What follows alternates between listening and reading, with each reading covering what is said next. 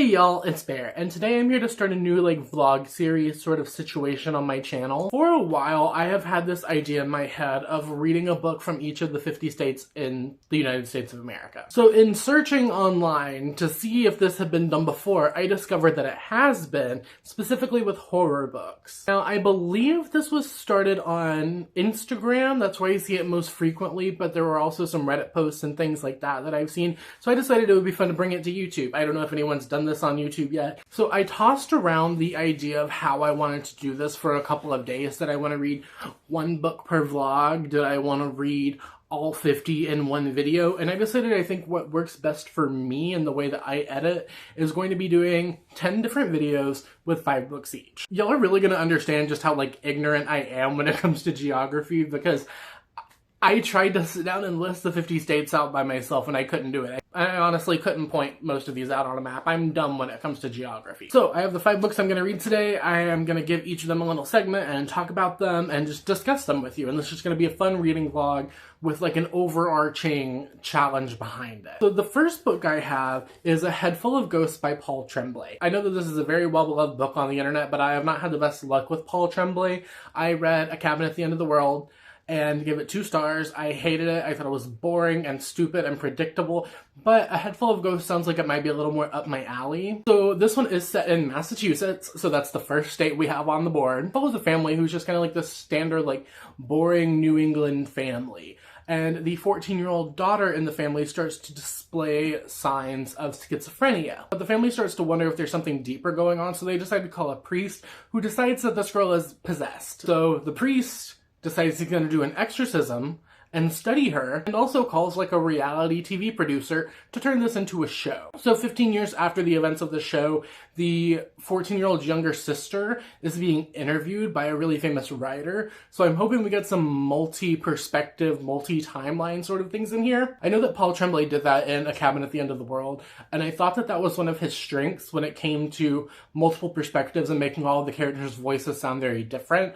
So I'm excited to read this. I've heard that this does to The Exorcist and the possession subgenre what Wes Craven and Scream did for slashers. Next we have a book set in Nebraska, which really surprised me that I owned and was interested in something set in Nebraska, and that is Reprieve by James Hahn Matheson. This book follows 3 survivors of a full-contact haunted escape room. One of them was killed by a man who broke in, and we follow the 3 survivors several years later, reflecting on everything that happened. I've heard that this is one that I'm gonna love, and I got it for half off, so that's why it's on my TBR.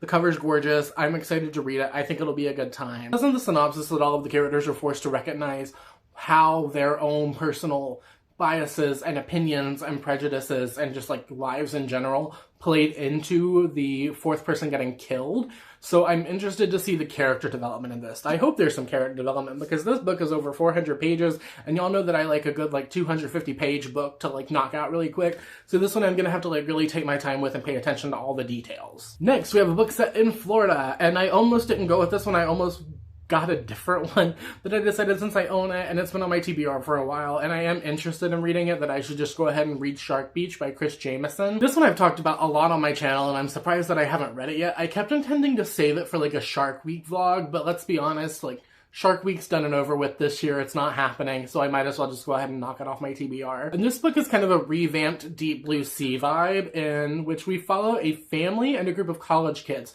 who are all vacationing on Captiva in Florida, which is, if you don't know, gorgeous, gorgeous island. My best friend got married there. Her wedding photos were beautiful. So in this book, there's a lot of tension between this very straightforward standard family just trying to enjoy their vacation and this group of partying college kids, and they are the only people in Captiva that do not evacuate for a hurricane. And during this hurricane, a research facility in the middle of the ocean gets hit and all of the test subjects are released onto Captiva. The test subjects are sharks that have been genetically experimented on. If that doesn't sound like a me book, I don't know what it is, because that sounds perfect. I anticipate it's going to be a good, fun, campy time. I originally wanted to go with something a little more theme parky because Orlando, which, I lived in for 4 years, is not very coastal, and I wanted something that kind of mirrored the Orlando experience that I had. I just spit on the floor. Since I already own this and it's turning into summer, I thought I just had to do it. So the next book I have is set in Pennsylvania, and this is another one that I was actually kind of surprised that I had a book for, because I understand conceptually that Pennsylvania exists, but it's not a place that's frequently on my mind. That is Catherine House by Elizabeth Thomas. And I don't know why I thought that this book was set in, like, the UK. I think because it's Gothic, and most Gothic books that I've read have been set in the UK. So I know that this is a very polarizing book on the internet, but everyone who I have a similar reading taste to when it comes to horror novels has given this book a very good rating. So I'm hoping that I love it for all of the reasons that the rest of the community does not love it. So in this one, we follow a girl named Inez who is a first year at this college called Catherine House. It's a very prestigious, secret, very, like, cult, let's just call it a cult. It's kind of a culty school. All of these famous people have gone to this college and become really successful, like politicians and presidents. This is a school you go to free of charge, by the way. They don't charge you tuition. I could join a cult if it meant I didn't have to pay for college. But there are, like, some very strict rules with Catherine House. You cannot bring any of your possessions. There's no pets. You can't, like, speak to your family. You can't leave the school for 3 years until you're done. And they're also, like, encourage partying. Like, they encourage you to, like, do drugs and have lots of sex and stuff as long as you maintain your education, because the logic of the professors is, like, you have to be able to let off steam and have fun, or else you're just gonna be stressed out, slack off, and fall behind. So this sounds like a dream come true for Inez, and she's like, for the first time, I have a family, I have friends, I have a place where I belong, until she starts to notice some of the more sinister things about Catherine House. I feel like some of the rules are kind of a red flag, but, like, free college, I could look past a uniform, you know? I'm excited to see, like, how these dark secrets unfold, and I'm curious if it's going to be more culty, more secret society. I don't think this one is supernatural at all, which I think a lot of people were expecting going into it, but I think it's more just, like, secret society stuff. And then finally, I have a book for Iowa. I also realized in doing my research for this video that I have 2 books on my physical TBR that are set in Iowa, which is odd to me. I don't know why. I'm just gonna tell you right now, I don't know anything about Iowa. I'm sorry if you're from Iowa, I don't know anything about you. The book that we have for Iowa is Scowler by Daniel Kraus. This is going to make or break Daniel Kraus. I think is a favorite author for me, because out of the 3 books that I have read by him, 2 have been 5 stars. In Scowler, we follow a 19-year-old named Rye, as well as his mother and sister, who are working to make a living on their, like, dying family farm. Rye's father is in prison and was arrested because of the abuse that he put the rest of the family through. But a meteor falls from the sky, and Rye's father escapes prison. I know it sounds like a lot. And Rye then has to call upon these 3 childhood imaginary friends to help him save himself and his family from his father, who is now seeking revenge on all 3 of them. I've heard that it's graphic, I've heard that it's gory, I've heard that it's gruesome, and I'm really excited for this one because I know that Daniel Kraus can do, like, childhood whimsy in a very fun, dark way with the Teddy Saga. But this one's, like, up there. I've been wanting to read this for a while, but I did want to vlog my experience reading this one specifically, so I'm glad that I finally have a reason to. So these are the 5 books that I will be reading in today's video. I think I'm going to start with Catherine House. I'm in the mood for something a little dark and gloomy, and I've been dying to see what the hype is about this. Why it's so divisive and polarizing in people's opinions. So I'm gonna read, like, the first part of this. I think it's broken up into 3 parts. Like, you have the first year, the second year, and the third year of Inez being in Catherine House. So I'm gonna take a read, see where I get to, and then update you later. Alright, hello. The quality of this clip is probably not going to be the best. So, I have finished part 1. It's backwards. I have finished part 1 of Catherine House, so I have officially finished, like, the whole narrative of their first year at the school. Now, let me explain the issue that I have with the criticisms of this book. I don't think a lot of people realize, like, what Gothic fiction entails, or maybe they didn't realize that this was a Gothic novel. But a big critique that I have seen of Catherine House is that it is a book where there is no plot and it's just things happening. Like, you just follow the characters while things are happening. Every Gothic novel that I've read, and I've read quite a few, I would say, is like that. Like, you don't have necessarily, like, a plot of things happening. So I think right now it's a 10 out of 10 for the Gothic vibes. Like, it's nice and spooky and eerie, and you can kind of see our main character slowly get sucked into this world of this, like, elite college. I don't want to spoil things that happen, but, like, I see why people who did not know that this was Gothic going into it would take issue with it. Like, there's not a lot of plot going on right now. Oh, you can see myself in the mirror in my glasses. That's weird. There's not a lot of plot going on right now, but I am really liking it a lot. I like the vibes. I think the writing is nice and atmospheric. It did take me a couple of days to read. I just got home a little bit ago from the hospital, and I didn't want to like vlog in the hospital because that felt bad, so I did not. I have been reading it. I really like it. I'm gonna try and knock out part 2 tonight, and I will update you then. Something else I've decided to do, because I don't know a lot about states, right? Like, I know the states, but I don't know that much, like, fun information about them. So I decided that for every state that I read from in a video, I will share with you 3 random facts. I'm holding up the number 3, you can't see. I will tell you 3 random facts about the state. For Pennsylvania, they are as follows. I keep holding the book wrong. Hold on. First off, it is illegal to sing in the bathtub in Pennsylvania. I did not see anything specifically mentioning showers, but if you sing in the bathtub in Pennsylvania, you are breaking a state law. Second, it is home to the world's largest furry convention. Not kink shaming. I don't give a fuck if you're a furry. That's great for you. Just, I thought it was really interesting that it was home to the world's largest furry convention. Third, the state beverage of Pennsylvania is milk. Milk is the state beverage of Pennsylvania. Please take a minute and think about that sentence. So anyway, I will update you whenever I get to another good stopping point in Catherine House. Like I said, I'm really enjoying it. 5 out of 5 stars for me. Be aware of what you're reading when you go into it. Like, read whatever you want, obviously, but don't... Actually, I'm not even going to say don't, because you rate books how you want to rate books. I just think it's a good idea when you are going into a book to be aware of, like, genre tendencies. And if you don't like the genre tendencies, that's fine. But, like, so far, this is a great Gothic horror novel. Okay, so I have just finished the second part of Catherine House. I finished year 2, and we're currently on page, like, 230 out of 310 pages. So before I start on my thoughts on the second year, I want to rescind a previous statement that I made in this video. And that is what I said initially about the people who don't like this book, who don't understand what Gothic fiction is supposed to be. Looking back at that and just like thinking about it, I realized how gatekeepy it sounds. And I know that I could just edit that part out of the video, but that would feel like dishonest, and I'm not trying to like lie about anything here. So I want to rescind that and then like clarify. So I think that the issue with the general response to Catherine House doesn't necessarily come from people not understanding Gothic fiction. It comes from a thing that I've noticed with BookTube a lot. I know that the horror community on BookTube is not as big as a lot of other communities on here, in the sense that horror is not like the most popular genre on BookTube, right? Like fantasy, romance, literary fiction, I think are all wildly more popular than horror. Not that it's like a niche genre, but it's not the biggest thing. You know, you have noticed that every year there are a couple of horror books that will get really popular and everyone will read them, and then usually they will receive more negative reviews because they're A, being read more, but also B, because whenever the entire community is reading them, these are people who generally don't read horror frequently.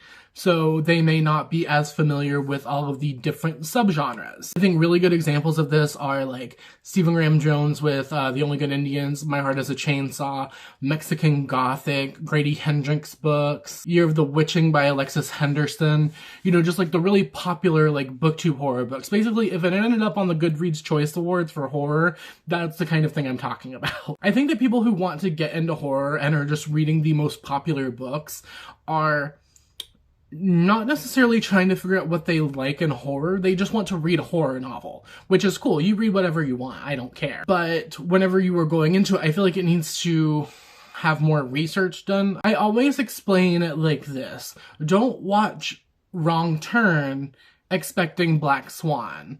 Don't watch The Exorcist expecting Jaws. You know, there's many different kinds of horror as there are with romance and fantasy. And I think that that is often a hindrance to horror's success on book 2. I mean, I'm guilty of it. I'm not a big fantasy reader. I'm not a big romance reader, but every now and then something gets big on book 2 and everyone's loving it, and I'm like, ooh, let me check this out. Maybe this will be the one that finally brings me in. And usually it's not, and I end up hating it. And I think that that was the case with Catherine House. I decided to do a little bit of research into the community side of Catherine House. So I've watched negative reviews, I've watched positive reviews, I've watched live shows, just to see, like, common threads between people who dislike this book and people who like this book. So the most common things that people said they didn't like about this book were they said that it felt very empty, dull, bland. I've heard bland a lot, in the sense that there is not like a plot. There's not a whole lot going on. The characters are not necessarily likable. They're not taking action. They're not doing things. On the flip side, for people who have spoken positively about this book, I have heard they enjoy the accessible writing. They think it is a good gateway book from people who are moving from YA into adult horror. They think that it is very atmospheric. I agree with all of these things that are being said. There is no real plot in Catherine House. This is not a plot-driven book. I wouldn't even call it a character-driven book, because I think that we often forget that there is a certain third category of book, and that's like a vibe-driven book, an energy-driven book. Like, the atmosphere. And if you are a reader who needs, like, characters taking action that you can relate to, or you need a strong plot to keep the story going, this isn't going to be the book for you. Like, I wouldn't recommend this book to a lot of people. I love it. It's the kind of book that I like, because a lot of my favorite books don't have a plot at all. And it is more than okay if you don't like those things. Like I said, I don't care what you like in books. That's you. That's your personal taste. Read whatever you want, but understand that not every book is for every person, I guess. Okay, now on to part 2. There's one thing that I didn't talk about much in the part 1 section of Catherine House, and that is this experimental sort of situation that they're using called plasm. So decades ago, Catherine House was known for this controversy, this scandal that happened, in which a professor of one of the concentrations, like the majors, called New Materials, was developing this thing called plasm. He was doing research on this thing called plasm. And basically in part 2 of the book, we come to learn that plasm is the thing that binds everything in the universe together. It is something that everything in the universe has. I'm still not totally sure on what the scandal entailed, or like what the project was. Maybe I missed that while reading, or we'll get it in the third part. But basically, that's the big thing in the part 2, is like our main character is now trying to figure out what is going on with the new concentration groups. We're trying to figure out, like, what plasm is and how it's playing more into the story. There is like a sprinkle of plot. Like, there is like a little bit of something going on here. But the plasm is used in the, I guess, like, initiation sort of thing. So they attach these pins to you all over your body, and they're plasm pins. We don't necessarily understand the science behind how it works yet, but there are plasm pins that get stuck to you. And with this whole thing where the characters should be like, we are the house, and the house is us, and we are in the halls, and the floors are in the hall, and the stone is in the floor, and we are all connected. I feel like it ties in deeper with one specific character who I'm not going to mention because spoilers. But basically, that's how the cult vibes are coming on. And I also heard a lot of people say in the book, the issue is that no one seems to think this is weird. It's very much like a day-to-day. Everyone's just like, oh, I went into the hall, and then I slept with this person, and then I ate a cookie, and then I went to class, and then I overslept, and stuff like that. But my perspective reading it is that all of this is supposed to be normalized because we are all just part of one big experiment. That's my theory, is that everyone at Catherine House, except for the people doing the research into the new materials, are just one big experiment. They are trying to connect everyone and the house and everything in the house. And that is why you can't have any outside influence, because we are trying to experiment on this group of people who are being connected into everything. So I'm really enjoying it. I have lots of theories going on in my head, and I'm just liking the vibes. There's less than 100 pages left, so I am going to try and knock that out today. Excited for part 3, excited to see where it goes. I've heard that this ending is very open and ambiguous. Open endings are something that can either be a huge hit or a huge miss for me. So I'm excited to see where this goes. I'm excited to see what happens, and I will update you when I'm finished with the book. Then we'll start on the next book. Okay, so final thoughts on Catherine House. I loved it and gave it a 5-star, but I feel like we're not surprised by that, judging by how hard I was going for it at the start of the book. Please ignore how messy my room is back here. Like, I moved here like a month ago. I'm still in the process of getting everything straightened out. 5 stars. I understand, like I said earlier, the reasoning behind people not finding this book fun. It's not a fun book. It's kind of bland. It's kind of boring. That is what, in my interpretation of the book, it is supposed to be. So, 5 stars. I loved it. Not gonna spoil the twists, but I was very pleased with how the book turned out. Another thing I want to mention, I don't find this ending ambiguous at all. I feel like the ending, maybe it's just the autism, but like the ending that we got, that's the thing. It's up to my interpretation because I'm the one that read the book. So 5 stars. Really enjoyed it. I will talk about my final thoughts in the last clip after I've read all 5 books, but we're gonna hop into the next one. So I will see you probably tomorrow. So I am here now with your 3 Florida facts, because the book that I decided to go with after I finished Catherine House was Shark Beach. This was because I just wanted something like stupid and fun to do after Catherine House, which was a lot more serious and a lot darker, so I picked like the dumbest thing on my TBR. I did not know that there is a bed and breakfast in Florida where you can pay a $100 donation to cuddle with baby big cats. So you can like cuddle and play with like baby lions and panthers and bobcats and lynxes and stuff. Did not know that. Does not surprise me because it's Florida, but apparently it's like a rescue, like an animal rescue center, and the $100 donation that you pay to get to do that goes towards their rescuing. Second one, it is apparently illegal to have oral sex in Florida. Oops. Third, there's an estimated $2 trillion of lost treasure within 60 miles of the Florida coast. But Catherine House and their free college, I could just pay for it and more if I just like learned how to scuba dive. I got to page 106 in Shark Beach. Really enjoying it so far. I did have some stuff wrong though, so the basis of this book, like I said, it's kind of like a Deep Blue Sea vibe, but with civilians. So in one of the houses in Captiva, one of the vacationing groups, it is 2 families that are like very close-knit friends, and they've always talked about going on vacation together. So you have Corinne and Rick and their 2 daughters who are having marital issues. And then their friends named Maddie and Jen with their son. They're trying to have a good time at the beach, but they're also like trying to help their friends work through their marital issues. And then in the next house over, you have a group of college kids.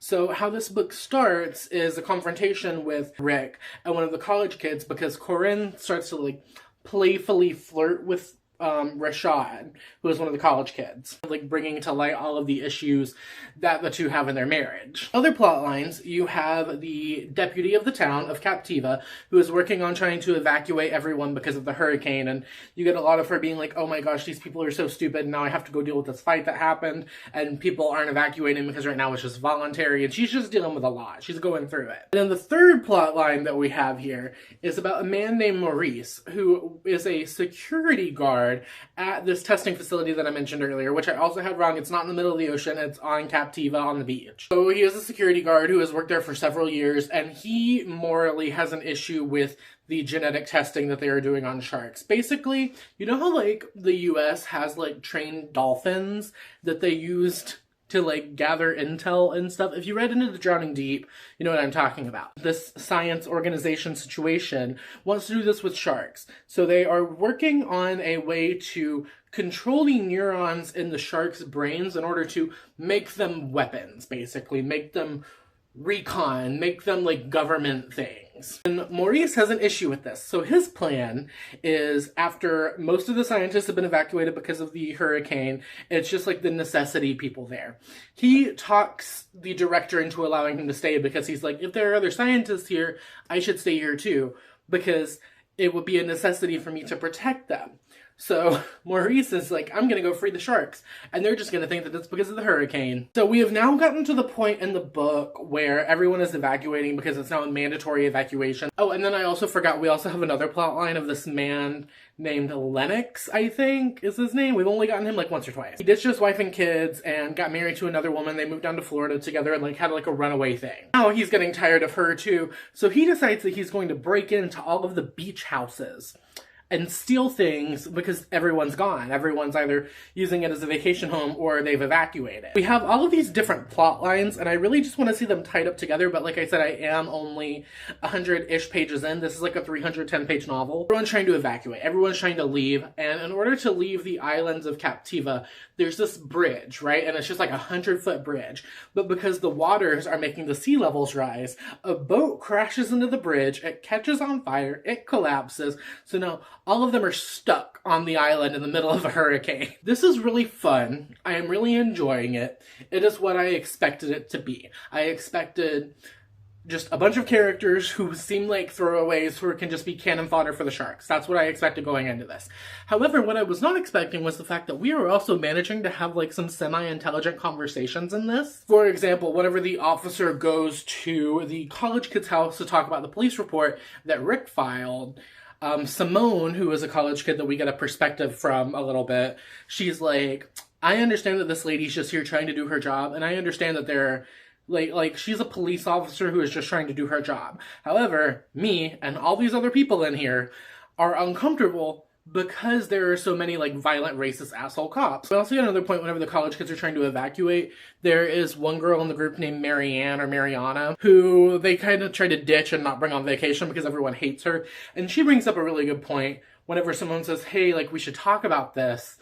Mariana says like, listen, girl hate sucks, and it's because of the patriarchy, basically. She says a line in the book that I actually kind of really like. It's like, why do you think that witches formed covens? Why do you think men are scared of women being strong together? So this book, while managing to be like a fun, campy B-movie time, is still managing to have these little conversations, even if they're just paragraphs. And I feel like we talk a lot about authors doing the bare minimum, but like the real bare minimum that you can do in a book where genetically mutated sharks are about to murder a bunch of college kids and stupid people is having conversations about police injustice and racism and girl hate. Like, I'm more impressed with this than I thought that I would be, and I'm really enjoying it. Also want to say that I appreciate the fact that this book manages to be pretty diverse. We do have a gay couple. Like I said, we have multiple characters of color.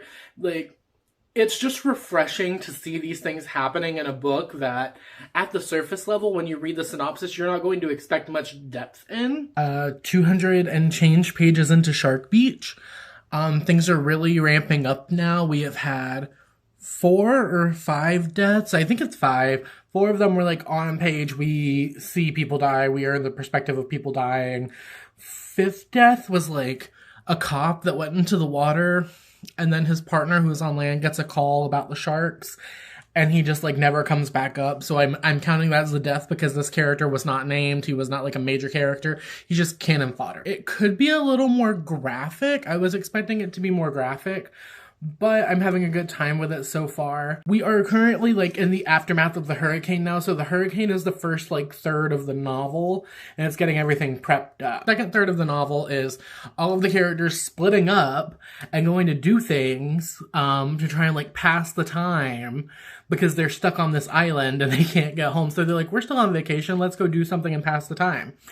So all the characters are now separated. 2 college kids and one of the daughters of the family exploring this shipwreck that washed ashore in the hurricane. I was worried that this would be like the one thing that was too much to add. They don't have a lot going on with it. It's like this old steamer ship from the Civil War that's now like beached because it's been in the ocean for half a century.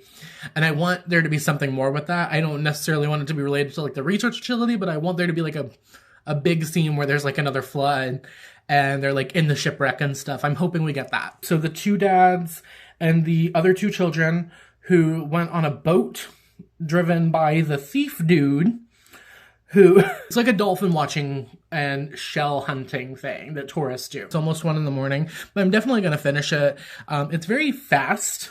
I thought it was going to drag a little bit, but it's very fast. And then like once the killing starts, we really get into the killing. Like, it's slow going for the first third, but whenever we finally get deaths, like, we're getting deaths. Now, going on YouTube and looking for reviews of this was impossible because the book is called Shark Beach by Chris Jameson. And apparently last year, there was a movie called Shark Beach starring Chris Hemsworth that came out in 2021.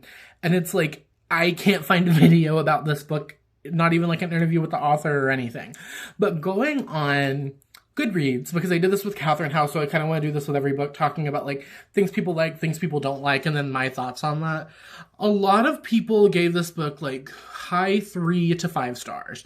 And I think a lot of people who pick up this book like know what they're getting into. They say it's like a fun, campy time. Some characters you can root for a lot more and more likable than others, but they acknowledge that this is what it sounds like. It's sharks that have been experimented on killing people. So no one's expecting like a high concept novel from this. But something else that I noticed in some negative reviews, a lot of people who gave it 1 or 2 stars were saying that it was unrealistic. It's a novel about genetically mutated sharks. I don't know what to tell you. Other people were saying that it was confusing with all the characters. Now, personally, I like big cast of characters. I don't have issues with getting people mixed up or confused. I like a big cast. So that's working for me. And the fact that we get perspectives from almost every single character in the book, even if it's just for like 2 or 3 pages, helps cement them more firmly in my head as who they are. So that's something I like. If you don't like that, if you have a hard time keeping characters straight, then maybe skip out on this one, but I'm loving it so far. Currently, I'm banking on it being like a 4. I need to withhold a full rating A until I finish it, obviously. But B until I see what's going on with the shipwreck. And I want to see who survives. Like, those 2 things are gonna make or break. I'm not gonna dock a star if you, like, kill off my favorite character. That's not how I review books or rate books. But I need the shipwreck thing to really come into play because it is mentioned on the back of the book. So if it's important enough to be in the synopsis, then I need it to play more of a part than just being there, because otherwise it's like, why is it there, you know? So I'm going to duck off of here.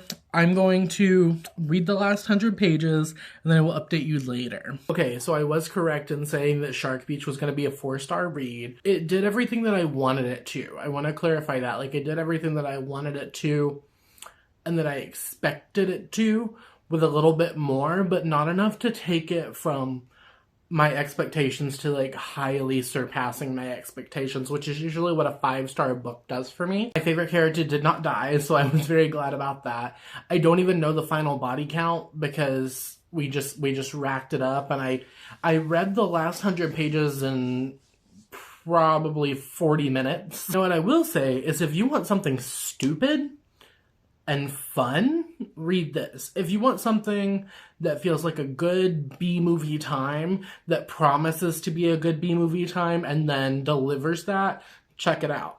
Cast of characters, creature feature, ocean horror, light science fiction, I guess. Not really science fiction, but like government testing stuff. So like light sci-fi, like just the smidge of science in your horror. I would recommend it. If you wanted Into the Drowning Deep by Mira Grant to be like less serious and techy, I guess I could recommend this as well. I tore through that last 100 pages so fast, and that was with me like pausing to do things and taking breaks.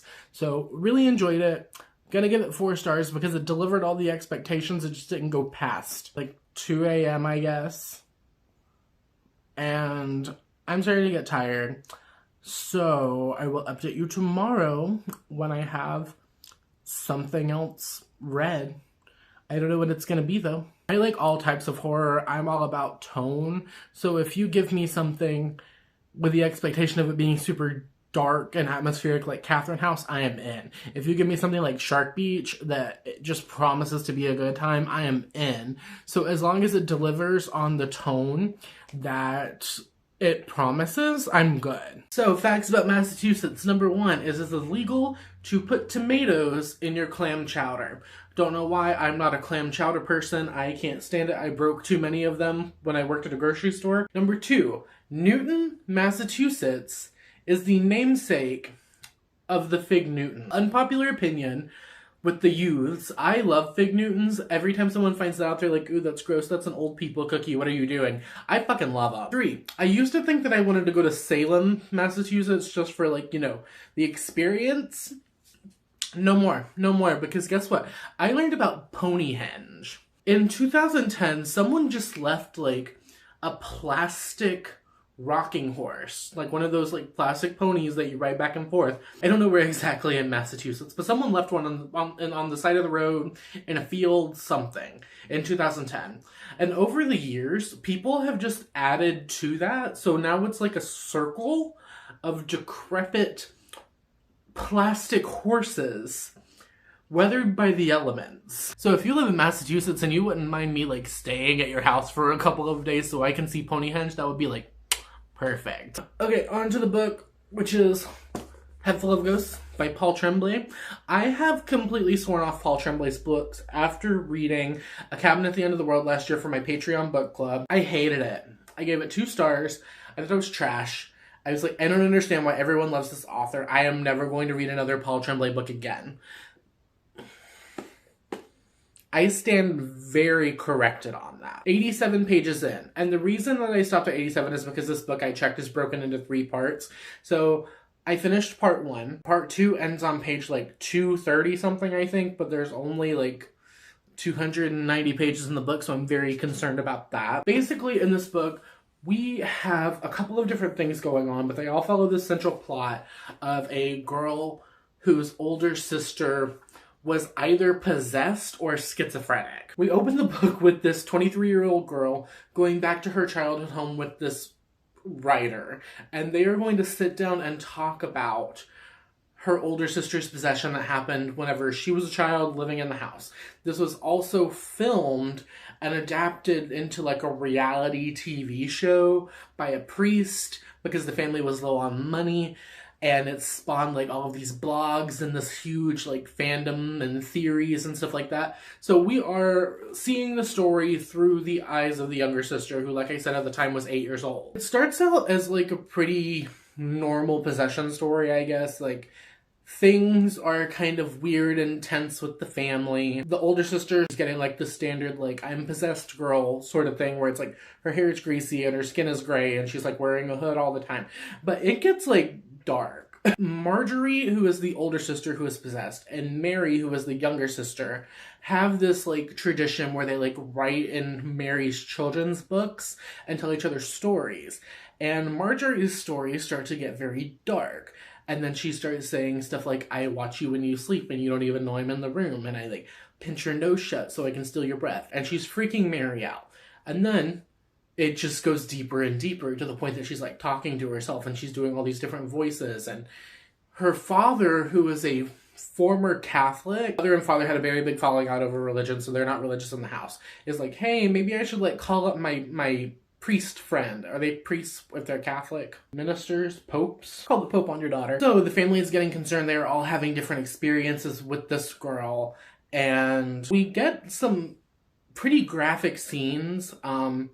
One of which involves like bloody masturbation and also like shit and piss. We get like some vomit scenes, it's gross. It's pretty gross, especially for less than 90 pages into the book. The jumps in perspective are interesting. Mary is this 23-year-old telling the story of what happened, but the prose, I guess, like the actual passages, are told kind of like through the 8-year-old lens. So you have a 23-year-old telling the story that she experienced and her perception as an 8-year-old. So it's a really interesting writing thing going on. And then also sprinkled throughout, you have blog posts from this woman named Karen, who runs a blog called The Last Final Girl.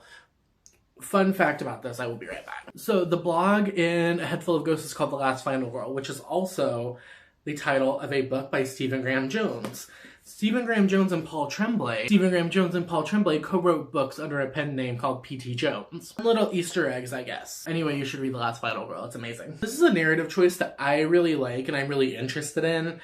I like where it's going. I like the tone of the story, and I like the idea of having someone who went through a very traumatic experience as a child almost kind of like regress into that same age, because the whole time Mary is referencing her perception of it versus the world's perception of it, and then like what was played out on TV. So it's really interesting to see all of these little different things. At the start of this book, I hated it. I hate the first chapter. I hated the dialogue. I was like, I'm not going to be able to finish this.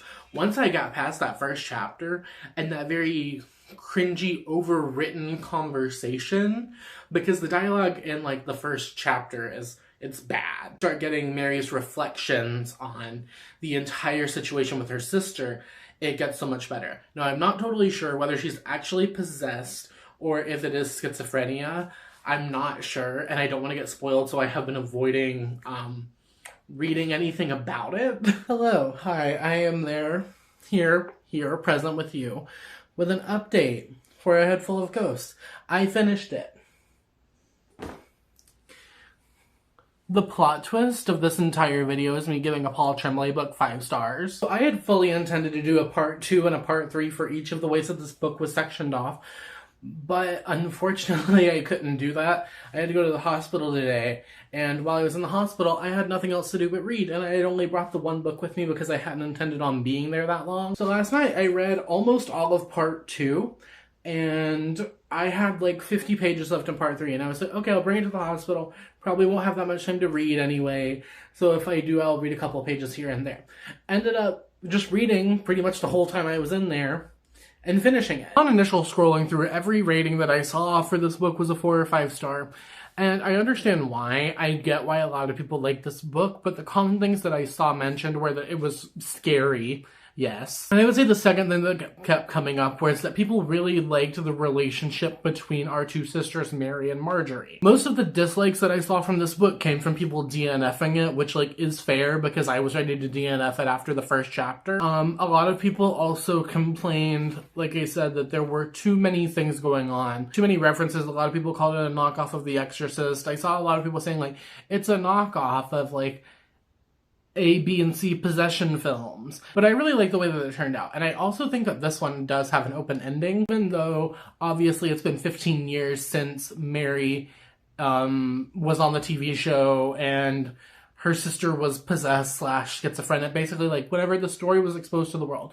Obviously there is an ending to that is in the book. We get that ending. But what I feel like we don't get closure on, or rather what is open to interpretation, is Mary moving forward. There are a lot of theories circulating about this book. So I'm going to flash a spoiler warning on the screen while I talk about theories. So this is more like a theory warning. 1, 2, 3, go. Mute it. Sorry. A really common theory that I've heard, I see an equal divide on whether or not Marjorie was actually possessed or if she was actually schizophrenic.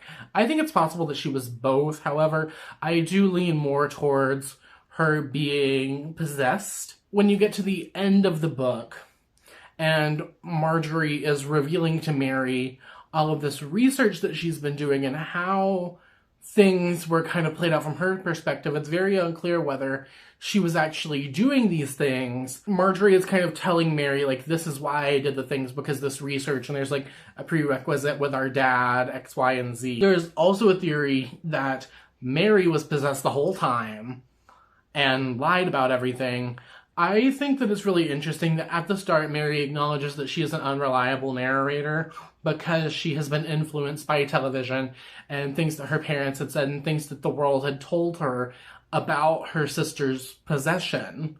So she acknowledges right from the start that she's unreliable, but toward the end, we get a hint that, like, maybe Mary was possessed the whole time. But I do think that this book is an interesting commentary on the way that mental health and mental disorders are viewed through a religious lens. Because rather than just accepting the fact that she could be schizophrenic, the father goes very ham on, like, we're going to call a priest and everyone's going to start going to church and we're all going to pray. And I think that's what this book tries to do the most. It's like, what is your viewpoint of the world compared to how other people view the world, and how would that be portrayed to everyone else to receive. So like I said, biggest plot twist of this video is the fact that I gave a Paul Tremblay book 5 out of 5 stars, and I have realized that I do not need to discredit authors based on not liking one thing that they wrote. I could dedicate one installment of this video series just to authors that I said I would never read again. 5 out of 5 stars though. This kept me up until like 7 a.m. I did not go to bed when I said I was going to. I stayed up until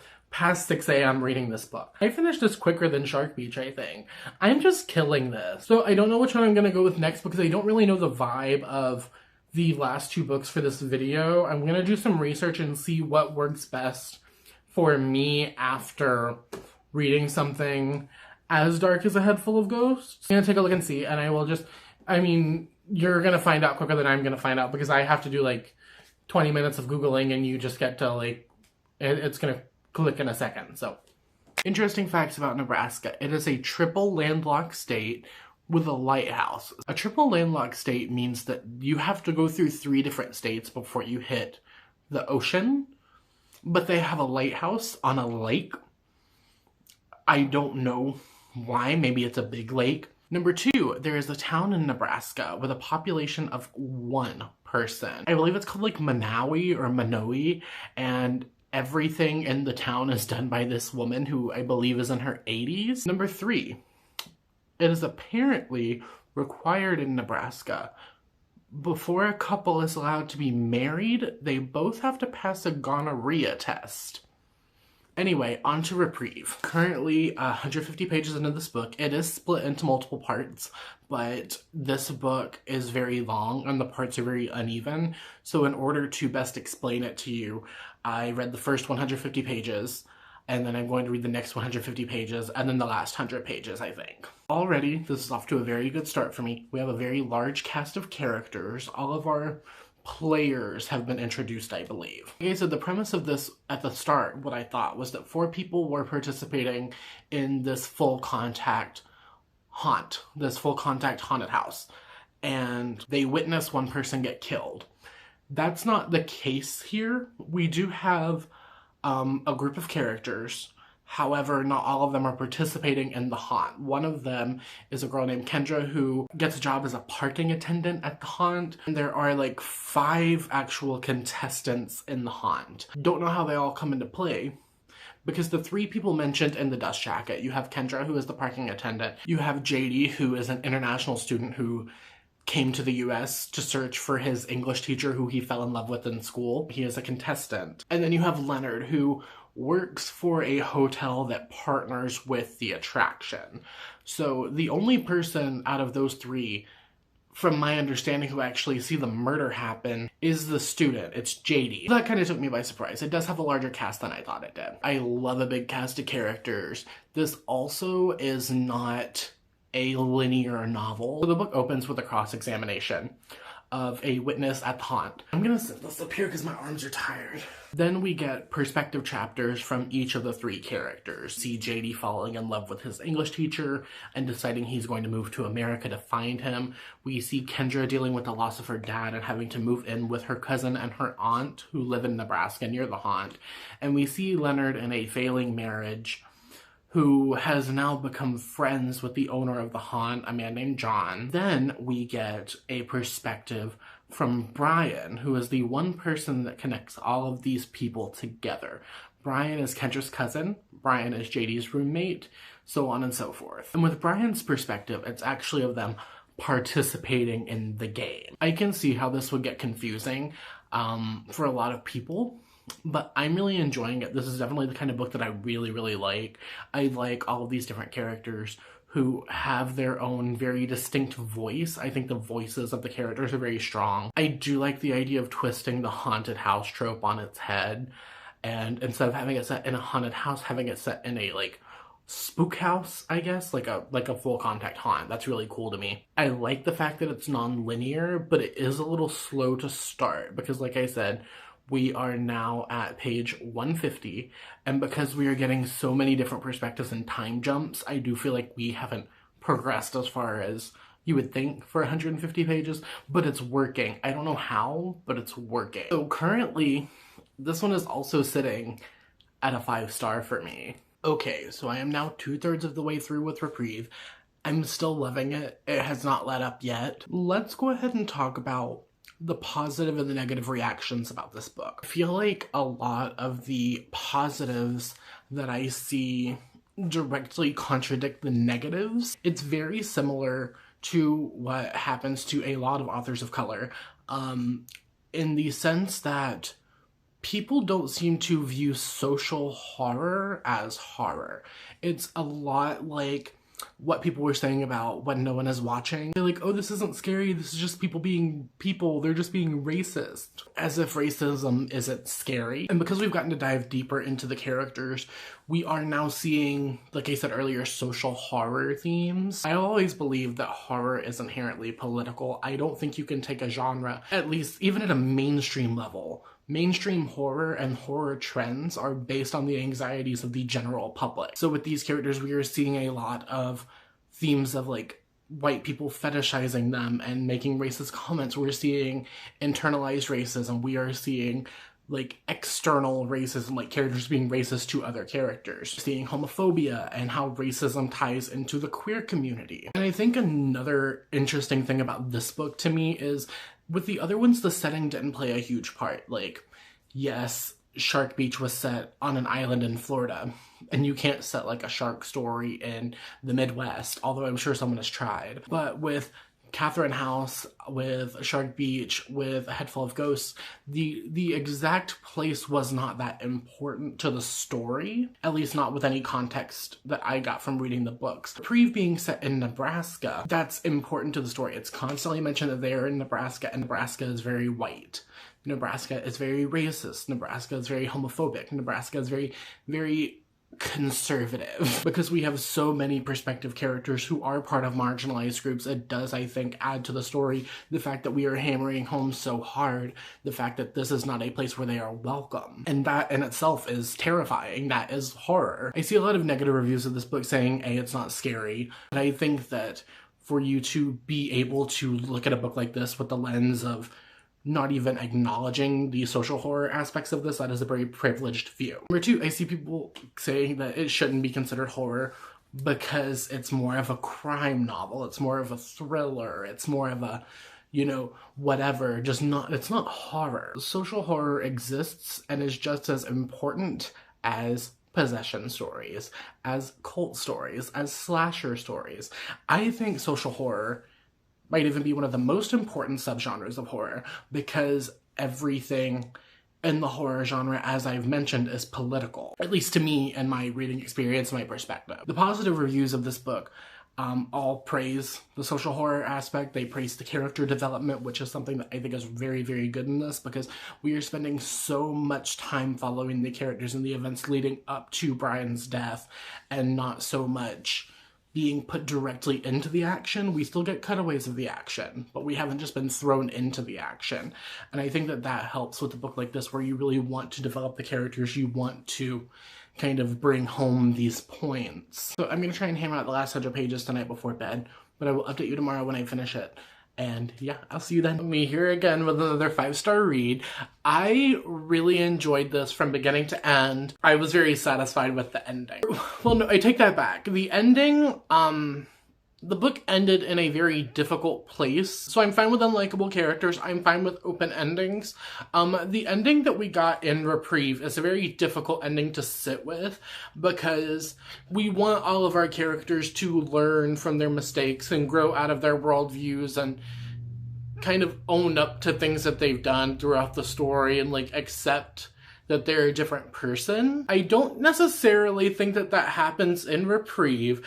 I think the way we end it, though, is a very realistic way of looking at humanity. The twist was really well done. The twist surprised me. I was like, what the fuck? This isn't what's going on, right? The whole time I was reading the climax of the book, I guess, I was just like, no, this isn't what's happening, right? Like, what's going on here? All of the topics that this book deals with, I find them to be very realistic in their portrayal. And I think that having a nicely neat wrapped up ending would have been doing the book a disservice. So I think having an ending that is emotionally charged and a little messy, I think works for it. Okay, so fun facts about Iowa. The bread slicing machine was first invented here. It is also home to the first set of surviving septuplets and is home to the largest concrete bowl in America, being, I think, 28 feet tall and around 45 tons. And those were the most interesting things I could find about Iowa. Anyway, let's talk about the book. So I am now just over 100 pages into Scowler. I'm enjoying this a lot more than I thought I would, I guess. It's a lot darker, I would say, than I thought it was. We start with our protagonist, Rye, and his sister. Like, they're out in the fields just like doing field farm stuff. His sister's excited about this meteor shower that's supposed to be happening. A little bit later into the book, we get visited by this man who we learn has broken out of prison in an explosion. A bunch of inmates escaped. This man comes upon their farmhouse and is like, I need food, I need water, can you help me? I don't want to intrude. He's acting very strange. And we later learn that this man was in prison with Rye's father, despite the fact that the mother thought that the father was in a completely different prison. This book was published almost 10 years ago, and it is set in the 90s. Not that that excuses anything, but be aware that there is ableist language and some depictions of people with disabilities that are not favorable. Nate is missing some fingers, and it's described in like a horror way, in a way that kind of like we don't talk about disabled people like that. Another thing, there are also some ableist language, specifically like the R slur. Be mindful of that going into it. After we learn about the escape from prison, we kind of get a flashback into the day that Rye got his father arrested, the day that Marvin went to jail. And there's a lot of stuff leading up to it, and we know it's abuse because Rye, as a 10-year-old, is describing like how his father would like drag him around town and treat him like shit, and treated his family like shit. He hit his wife. He was just an abusive man. Domestic abuse, child abuse in here. There's a point where Marvin, who is the father, leaves the farm for a couple of days, and Ryan realizes that his mother, Jo Beth, has not come out of her room in several days. And Marvin says, oh, she's sick, you can't go see her, she needs bed rest. But after a couple of days, Rye is like, I need to go check on my mom. So he goes, he knocks on the door. She's like, no, don't come in. I'm fine. Honey, just leave. So he breaks into the room through the window, and he realizes that Marvin has stitched Jo Beth to the bed as punishment for taking up a sewing job for a neighbor. Like, it describes in pretty great detail about how he has sewn her ear and her face and her nipples and her, like, all of her toes. Like, everything is just sewn to the bed. So Rye, as a 10-year-old, has to cut his mother loose. So while they're getting everything ready to leave, Rye goes up to get some toys out of his room, because as a 10-year-old, his father doesn't allow him to play with toys, but he has like a secret stash under his bed.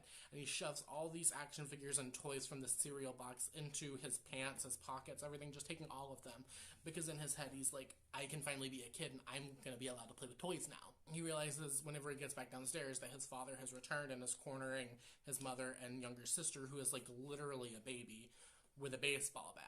So Rye fights back and gets Marvin off of the family, and he's like, I'm gonna lead him through the woods. So with a concussion, because his father has hit him in the head with a baseball bat and busted his head open, he's running through the woods. He's realizing that all of the toys are falling out of his pocket, and it's like kind of like a breadcrumb trail for Marvin to find him. So as he's trying to escape, he realizes that he has 3 toys left in his pocket, and these are the 3 imaginary friends that were mentioned earlier.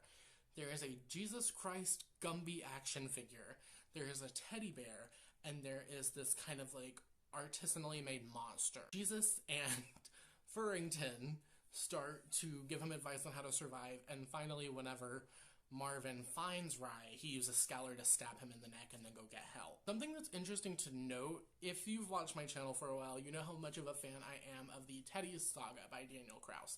And in the book, those teddy bears are called Furringtons. They are Furrington teddies, and they find a kid they love.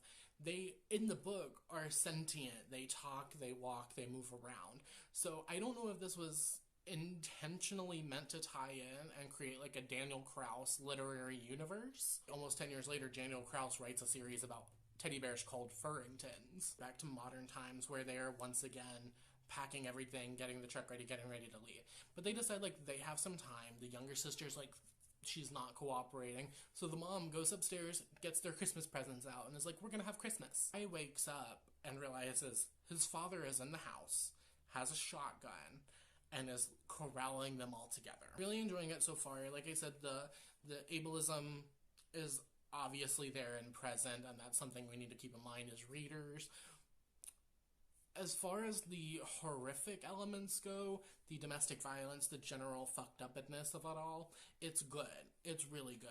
If you are listening, Daniel Kraus, if you are watching this video, please confirm or deny the existence of a Daniel Kraus cinematic universe. Currently halfway through page 205, and this is because the pages are... The book is sectioned off in ways that are like a countdown.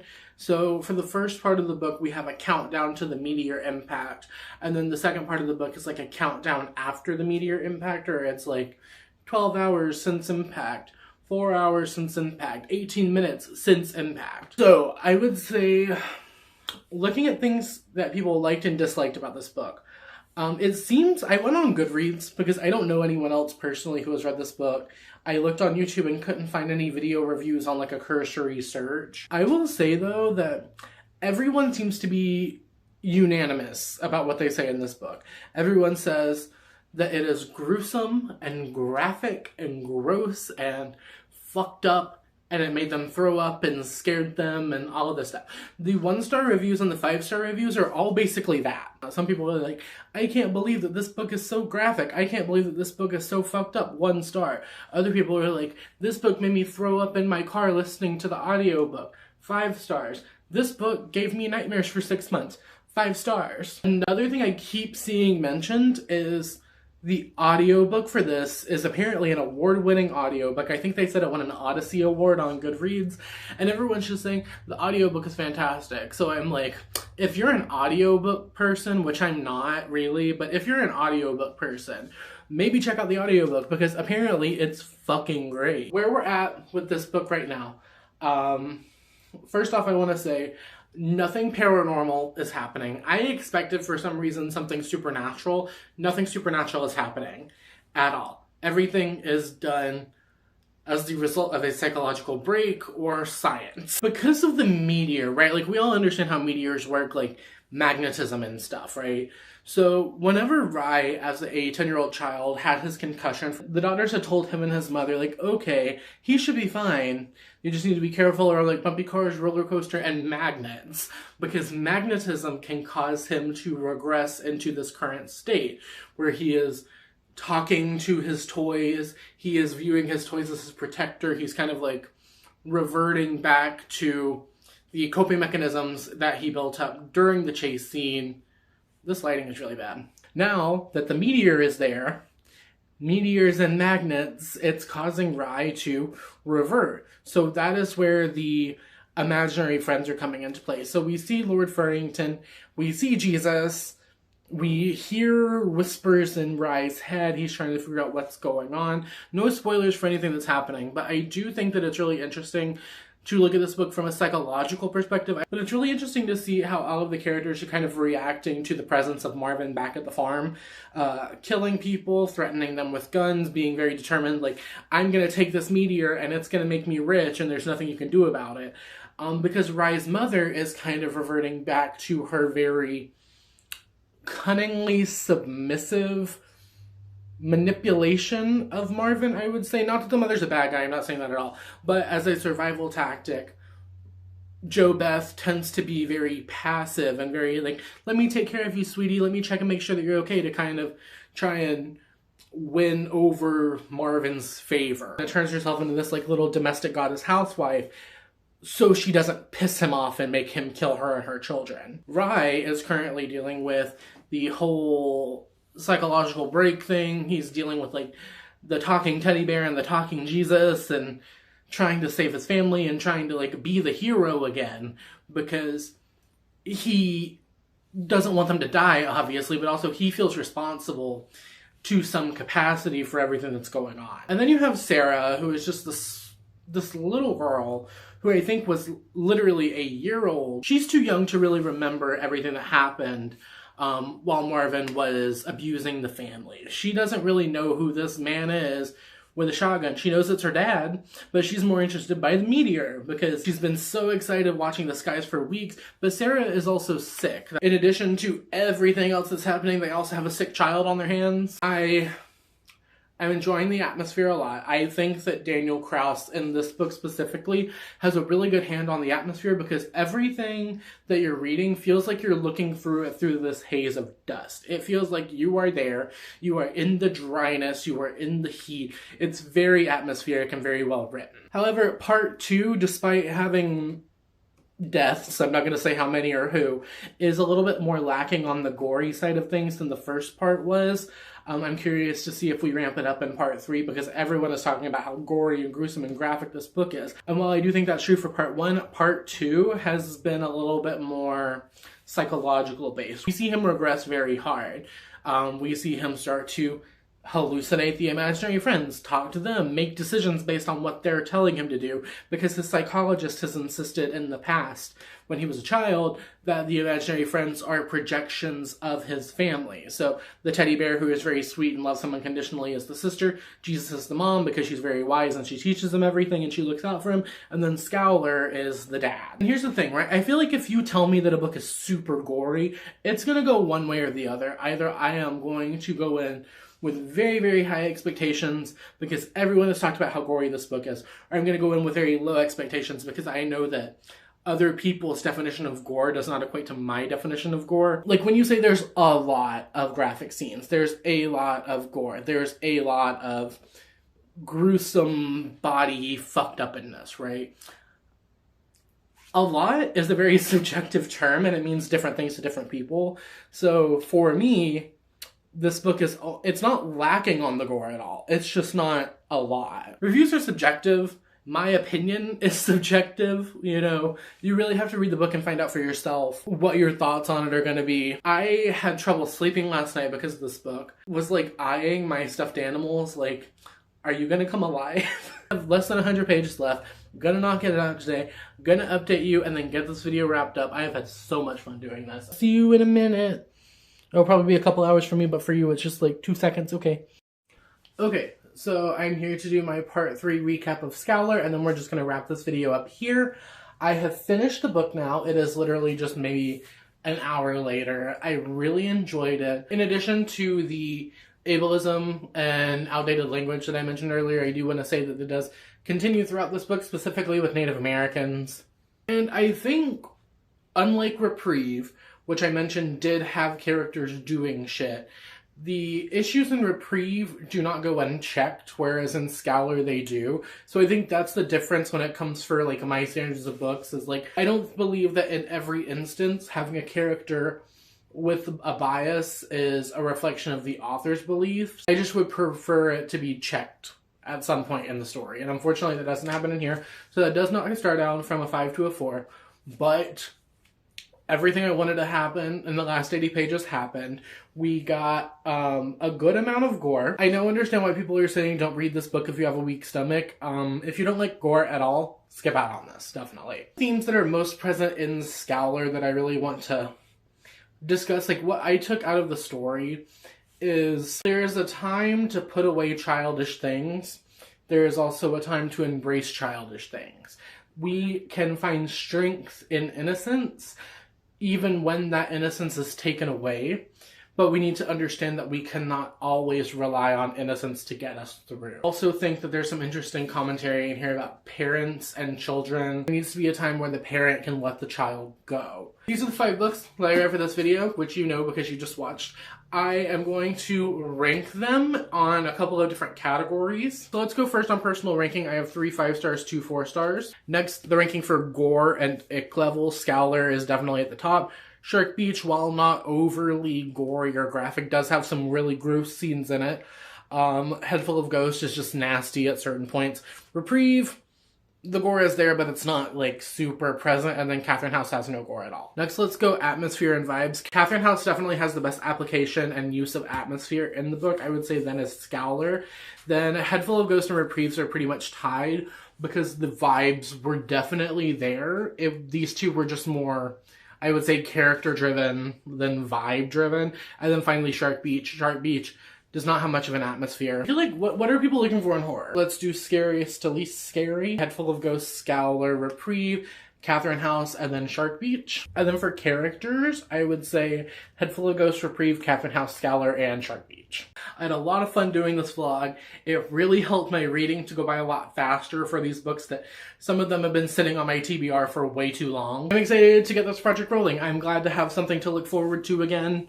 I am glad to have something that occupies my mind, and I'm glad to be able to turn it into content for y'all that I am also having fun making. The only thing that's going on is that I have to find out what states they're set in, which has proven a little difficult for me. So what I've decided to do, if you made it to the end of this video, now you'll be aware of this, I'm going to start a new Instagram account dedicated specifically to this series that you can go check out downstairs. After each video goes up, I will be posting a photo of the book that I read for each state, as well as other books set in that state. I figured it would just help a little bit if you were interested in participating in this. Go check out the Instagram and, you know, check out the recommendations. Maybe you'll find something. There'll be a mix of books that I have and have not read that I've found online. Go give that a follow if you want. Also downstairs will be all of my other social media links that you can check out, as well as my Patreon. My patrons are getting to watch this video early. Hello. And the next installment of this will be books voted on by my patrons. Comment question of the day. Let me know if you have read a book set in any of these 5 states, and if so, what was it? Doesn't have to be horror. If you don't have time, you don't have the spoons, you don't have an answer, you don't want to answer, let me know you made it all the way until the end of the video. You're leaving me an emoji, preferably a yellow heart or a smiley face emoticon. Alright, I hope you have a wonderful whatever it is, wherever you are, and I will see you next time for another video. Thank you for watching. Okay, cool. Bye.